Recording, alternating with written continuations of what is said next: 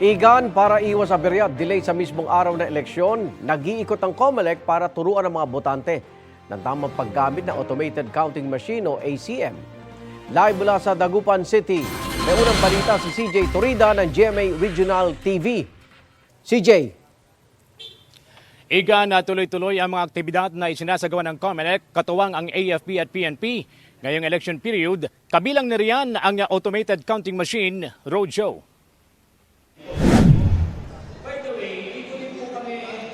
Puspusan ang isinasagawang pag-iikot ng COMELEC sa iba't ibang lugar sa huling 2 araw ng Automated Counting Machine Roadshow sa Pangasinan. Layon ng roadshow na maituro sa mga botante ang tamang paggamit ng ACM. Halos 100% ng naikot ng COMELEC ang lahat ng mga barangay sa Pangasinan, maliban sa San Carlos City na mayroong mahigit 80 barangays.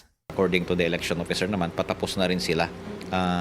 We allowed them na hiramin yung ACM ng mga nauna nang natapos para magamit kung sakaling mag 2 to 3 or 4 sessions sila sa isang araw.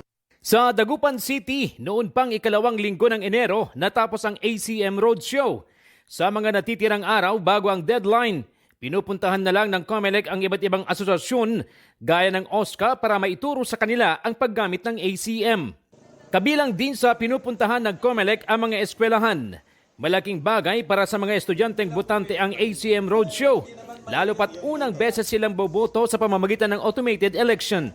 Mas better na lang ngayon pa lang maturuan na alam na para ilalagay na lang po doon, at least hindi na mahirapan yung mga taong bumoto.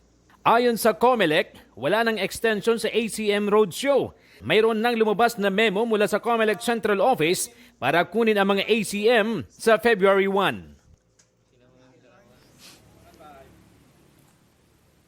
Igan, na ayon sa Pangasinan Police, umabot na sa 20 tao ang naaresto dahil sa paglabag sa COMELEC gun ban simula nang mag-umpisa ang election period.